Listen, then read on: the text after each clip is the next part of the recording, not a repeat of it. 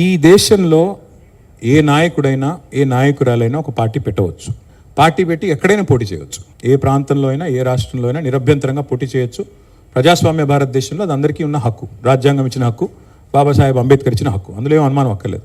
కానీ ఏ ప్రాంతంలో అయితే మీరు పోటీ చేయాలనుకుంటున్నారో ఆ ప్రాంత ఆకాంక్షలు, ఆ ప్రాంత పరిస్థితులు, ఆ ప్రాంత ప్రజలు, వారి యొక్క మానసిక స్థితిగతులు, వారి యొక్క పోరాటాలు, వారి యొక్క త్యాగాలు కూడా మీరు తెలుసుకోవాలి. వారి మీద అభిమానం ఉండాలి. నేను అడుగుతా ఉన్న పవన్ కళ్యాణ్ గారిని వల్ల మీరు కొత్తగా పోటీ చేసేది ఏముందండి? జనసేన 2023లో పోటీ చేయలేదా? మీరు చేశారు కదా అసెంబ్లీ ఎన్నికల్లో.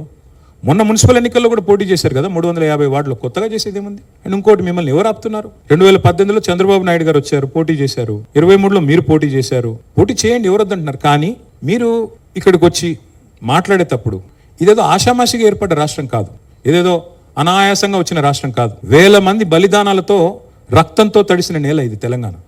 కాబట్టి ఇక్కడికి వచ్చినప్పుడు 1-2 సార్లు ఆలోచించుకుని మాట్లాడాలి. నేను ఒక మాట అన్నారు, ఆయన అడ్డుకుంటున్నారు. ఎవరు అడ్డుకుంటున్నారు మిమ్మల్ని? ఏదో ఊహాజనితమైన ఒక ప్రపంచం సృష్టించుకొని ఎవరు అడ్డుకున్నారు మిమ్మల్ని? 2018లో పోటీ చేస్తే అడ్డుకోలేదు, 23లో పోటీ చేస్తే అడ్డుకోలేదు, ప్రజలు అడ్డుకున్నారు.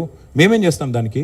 ఒకటి మాత్రం పక్కా, పవన్ కళ్యాణ్ గారైనా ఎవరైనా సరే తెలంగాణ ఆవిర్భావ దినోత్సవం రోజు వచ్చి ఇక్కడ మేము సభ పెడతాం. అది కూడా గతంలో నేను తెలంగాణ ఏర్పడ్డప్పుడు నాకు ఆ విభజించిన పద్ధతి నచ్చలేదు. ఒక ఆయన అంటాడు తల్లిని చంపి బిడ్డను బతికించారంటాడు, ఇంకొక ఆయన విభజించిన పద్ధతి నచ్చలేదు అంటాడు.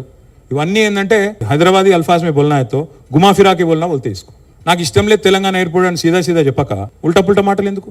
ఇది బాగలేదు, అది బాగలేదు. మరి నువ్వు అది బాగలేక ఇది బాగలేక 11 రోజులు అన్నం తినకుండా ఉంటే మళ్ళీ తెలంగాణ ఆవిర్భావ దినోత్సవం రోజు మీటింగ్ పెట్టాల్సిన అవసరం ఏముంది? సరే, మీటింగ్ పెడదాం అనుకున్నావు, అడ్డుకున్నది ఎవరు? కాంగ్రెస్ ప్రభుత్వం. ఏమైనా అనాలనుకుంటే వాళ్ళని అనాలా? కాబట్టి పవన్ కళ్యాణ్ గారైనా ఎవరైనా ఈ దేశంలో ఎక్కడైనా పోటీ చేయొచ్చు, మాకు అభ్యంతరం లేదు. పోటీ చేశారు కూడా కదా మీరు. 2023 మేబీ ఆ బోత్ కరే, మీ అయ్యే జాగీరా. నేను ఒకటి మాత్రం పవన్ కళ్యాణ్ గారు గుర్తుపెట్టుకోవాలి, తెలంగాణ ఖచ్చితంగా తెలంగాణ భూమిపుత్రుల జాగీరు. తెలంగాణ భూమిపుత్రుల జాగీరే తెలంగాణ. ఇందులో ఎవరికి అనుమానం కూడా అక్కర్లేదు.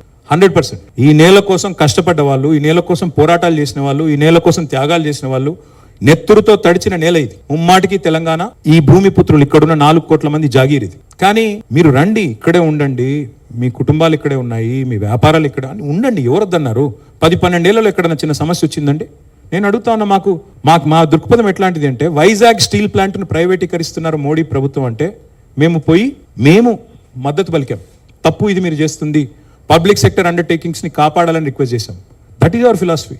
ప్రాంతాలుగా విడిపోయినా ప్రజలుగా కలిసి ఉండాలని కోరుకున్నాం. కానీ నిన్న పవన్ కళ్యాణ్ గారు ఇంకొక 2 మాటలు మాట్లాడారు. ప్రాంతీయవాదం అన్నారు. ప్రాంతీయవాదం ఉగ్రవాదం కంటే ప్రమాదం ఏదో అన్నాడు ఆయన. నేను వారికి గుర్తు చేస్తా ఉన్నా, ప్రాంతీయవాదం అంటే మరి పొట్టి శ్రీరాములు గారు 58 రోజుల పాటు ఆత్మ బలిదానం చేసుకున్నారే, పోరాటం చేసి మద్రాస్ నుంచి ఆంధ్ర రాష్ట్రం వేరుపడాలని పొట్టి శ్రీరాములు గారు 58 రోజులు నిరాహార దీక్ష చేశారు. అది కూడా ప్రాంతీయవాదం అంటారా? ప్రాంతీయవాదం అంటే నేను ఇంకో ప్రశ్న అడుగుతా ఉన్నా పవన్ కళ్యాణ్ గారిని. మోడీ గారు ఇవాళ ఆయన ప్రాంతం మీద అభిమానంతో, ప్రాంతీయవాదంతో తెలంగాణకు వచ్చిన ఇండస్ట్రీలను కొట్టుకొని పోతా ఉన్నాడు. కేన్స్ అనే పరిశ్రమ ఇక్కడ పెట్టాల్సి ఉంటే, ఇక్కడ ఒప్పందం కుదుర్చుకుంటే మా హయాంలో, మా గవర్నమెంట్లో దాన్ని తీసుకుపోయి గుజరాత్లో పెట్టించారు. మైక్రాన్ అనే సంస్థ ఇక్కడ పెట్టాల్సి ఉంటే, పెట్టుబడి పెట్టేది ఉంటే దాన్ని తీసుకుపోయి గుజరాత్లో పెట్టుకున్నారు. మరి జాతీయవాదం ముసుగులో చేస్తున్న ఈ ఆర్థిక ప్రాంతీయవాదం కరెక్టా? ఏది కరెక్టు? అంటే ప్రధానమంత్రి గారు గుజరాత్కే ప్రధానమంత్రిగా వ్యవహరించడం కరెక్టా? చెప్తారా దీనికి సమాధానం పవన్ కళ్యాణ్ గారు? కాబట్టి ప్రాంతీయవాదం, ఇంకో మాట, చాలా విచిత్రమైన మాట అన్నారు నిన్న ఆయన. ఇంకొన్ని రోజులు అయితే జనగణమన పాడరు. మాకు జనగణమన మాకు నేర్పించాల్సింది ఏం లేదు. దేశభక్తి గురించి మాకు పవన్ కళ్యాణ్ గారి దగ్గర పాఠాలు నేర్చుకోవాల్సిన అవసరం లేదు. ఈ నేల ఆనాడు నిజాం సర్కార్కు వ్యతిరేకంగా పోరాటం చేసిన నేల, కమ్యూనిస్టులు కదం దొక్కిన నేల ఇది. కాబట్టి మాకు పోరాటాలు కొత్త కాదు, మాకు యుద్ధాలు కొత్త కాదు, త్యాగాలు కొత్త కాదు. మాకు వాటి గురించి జాతీయ భావన ఉంది. ఇక్కడ దేశాన్ని గౌరవించే సంస్కృతి ఉంది. We contribute to the nation. We are less than 3% of India, but we contribute to 5% of India's GDP. So we don't need any kind of moral lectures or moral policing from. వారు ఆంధ్రప్రదేశ్ ఉప ముఖ్యమంత్రిగా వారిని గౌరవిస్తాం. వారిని ఆంధ్రప్రదేశ్ ఉప ముఖ్యమంత్రిగా డెఫినెట్ గౌరవిస్తాం. ఒక కళాకారుడిగా, ఒక నటుడిగా అభిమానిస్తాం.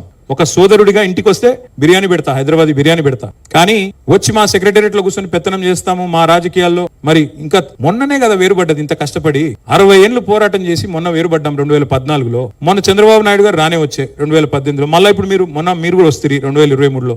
That's all I'm saying. And last word I will like to say on this. Pawan Kalyan గారిది మధ్యన ఓజీ అని సినిమా వచ్చింది.